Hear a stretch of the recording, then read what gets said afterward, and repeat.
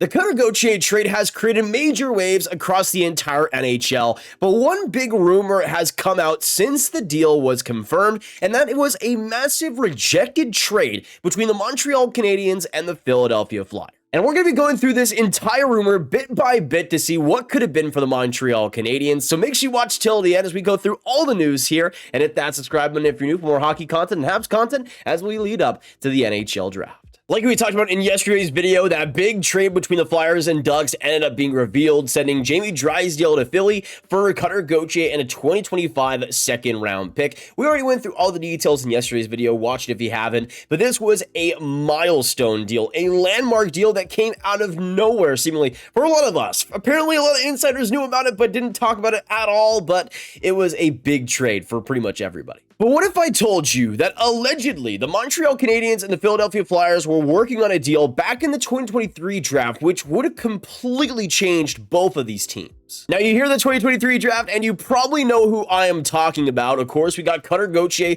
who was a 5th overall pick in 2022, but this deal heavily involved Habs' 5th overall pick, David Reinbacher, and really was a cornerstone of this potential deal. First, we had a tweet here by Charlie O'Connor saying this has been going on since last May, and it's basically impossible to do a charm attack when the top player won't talk to anyone affiliated with the organization. You keep waiting, eventually this gets out, and then his value completely tanks. I don't think waiting longer was the answer here, and then Delco Sol replies, if they knew about this a few months after drafting Cutter, why didn't they try to move him at the draft? And in response, Charlie of Philly Sports said this, I heard a rumor they quietly shopped Gauthier back at the draft, and it was one of the things I was chasing today.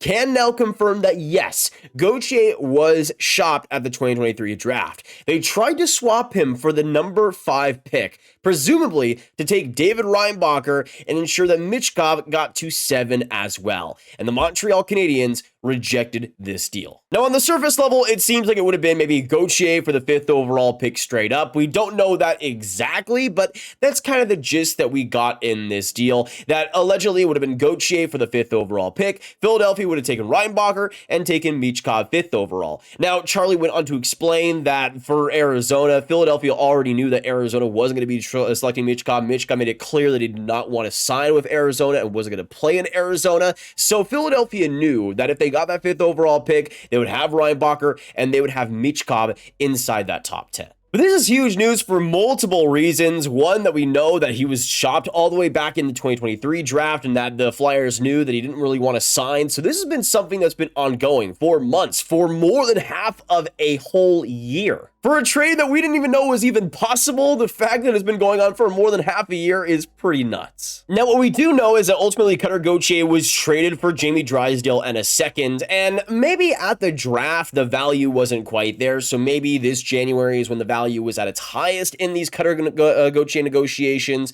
but of course, Philly was able to land Jamie Drysdale and a second round pick, so let's just assume that, it was Reinbacher instead here. Does Reinbacher have more value than Jamie Drysdale? Probably, I would say in terms of NHL circles, I would say he probably has more value. So maybe it would have been Reinbacher like a 5th round pick, or of course it would be that 5th overall pick, maybe a 5th round pick on top of that. It would probably be something along those lines for Montreal to have to give up, which would have, of course, netted them Cutter Gauthier. But this is absolutely wild news, especially considering Montreal. We've talked about time and time again the fact that they're lacking that top end talent, and especially forward-wise in the draft. Of course, there have been the picks of David Reinbacher in the past, and how I personally would have gone for a forward and drafted at D this year, and there was a plethora of D to choose from. This would have been a really interesting deal for Montreal, acquiring Cutter Gauthier. I don't think he would have solved their problems necessarily. I don't think he would have completely fixed it, but I think as a first line, second line center duo of Gauthier and Suzuki, you could have gone a lot worse, and especially considering maybe some of the issues for some people considering the size in the top 6,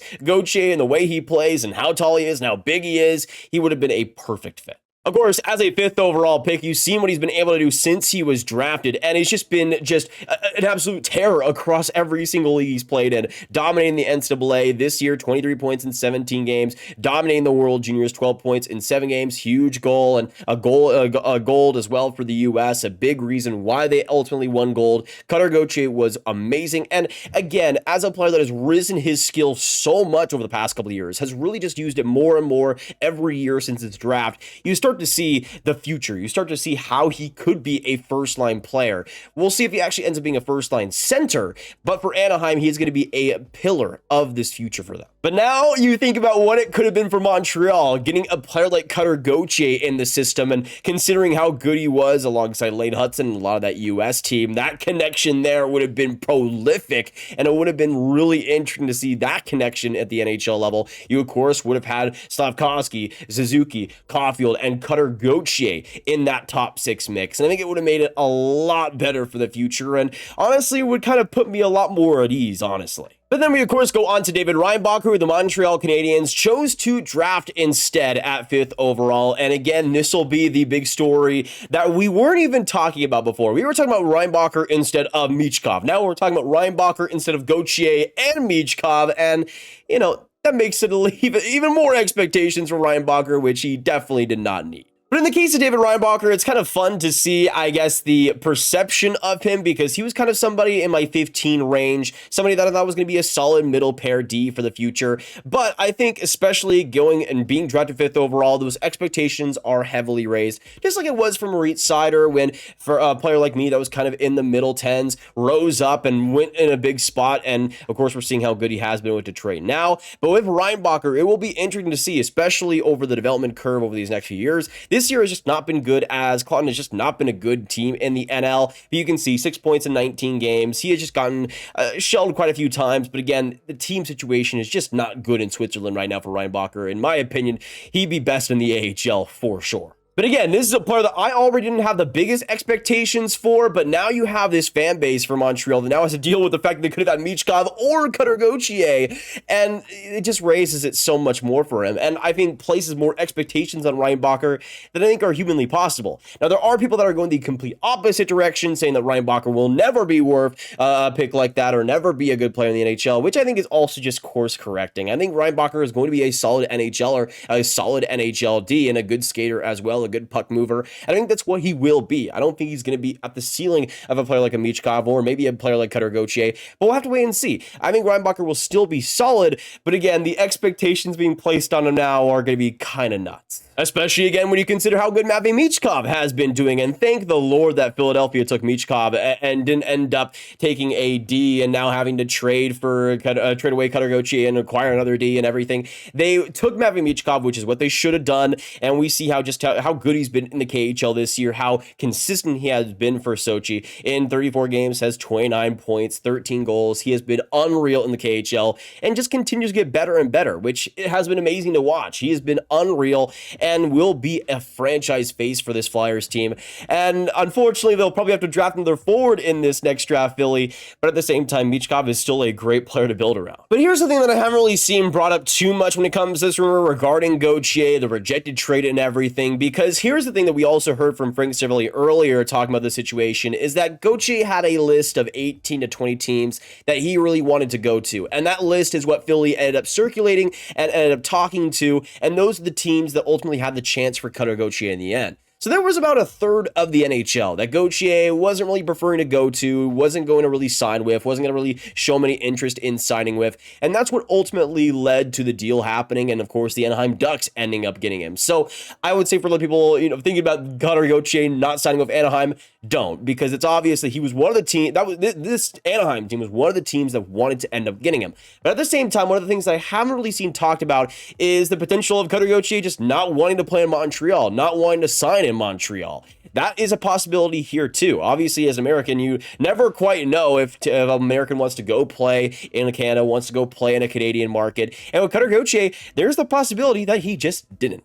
Now, again, through most of this video so far, we've gone with the assumption that Gauthier would have played with Montreal, but there is, again, the likelihood that he didn't want to play with Montreal. He didn't want to play in that market, and obviously that would have perplexed things. It would have made things a lot more complicated. We don't really know to the extent of how much Montreal was really talking with Philadelphia, if they knew that Cutter Gauthier wanted to play there. There is the possibility that Gauthier just didn't want to play there. Philadelphia was trying to still work a deal with Montreal, trying to still make a trade happen for the 5th overall pick, but Montreal just knew he wasn't going to sign there, and that's the reason why they rejected the trade. Maybe they wanted to make this deal. Maybe they wanted to bring on a player like Cutter Gauthier, but maybe they thought that he wouldn't sign there anyway. So what's the point? That is a little wrinkle of this potential deal that might go unnoticed, but it is super influential. If Cutter Gauthier didn't want to re-sign, there was no point in Montreal making the trade anyway. And in that universe where he didn't want to re-sign, I say Montreal did good here, did what they needed to do, and drafted who they wanted 5th overall. I mean, it would have been a much worse situation if they traded for a player with that 5th overall pick that didn't want to end up re-signing than drafting, you know, a good NHL D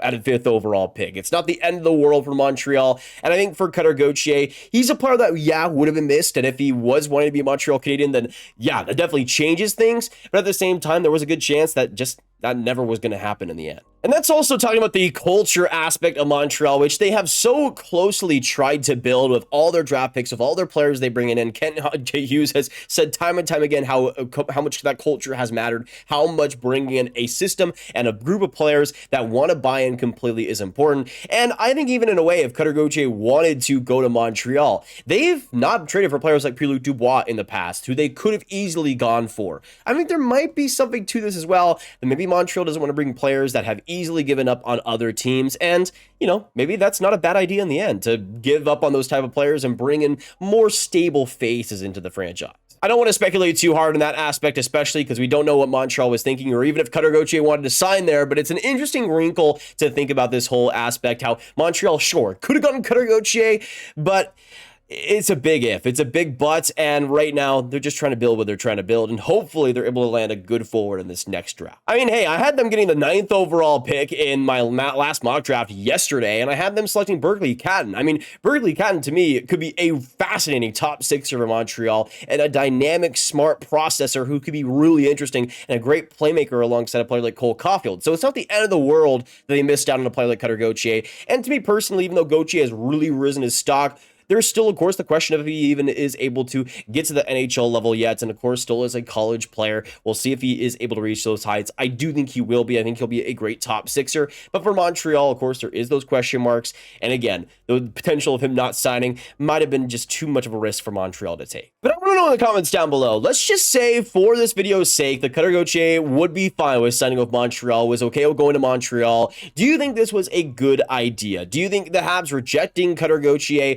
keeping David Reinbacher where that 5th overall pick, was the good idea in the end? Let us know down below, because for me, I'm kind of up in the air about it. I think if he wanted to play in Montreal, I think I would love to have that addition, but at the same time, you don't really know what Montreal's thought process is here, and especially adding a D like David Reinbacher who adds some stability as well. We'll see how it works out, but I feel like Cutter Gauthier isn't too far beyond the potential of a player like David Reinbacher. We'll see if I'm wrong about that, but at the same time, I wasn't particularly super high on Cutter Gauthier in his draft year, and he has proved me wrong.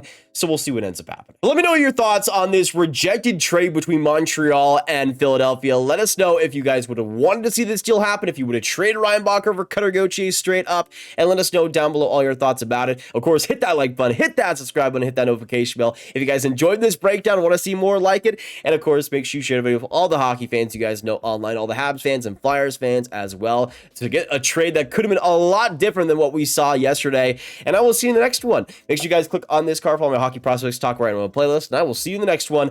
Have a great day, and goodbye.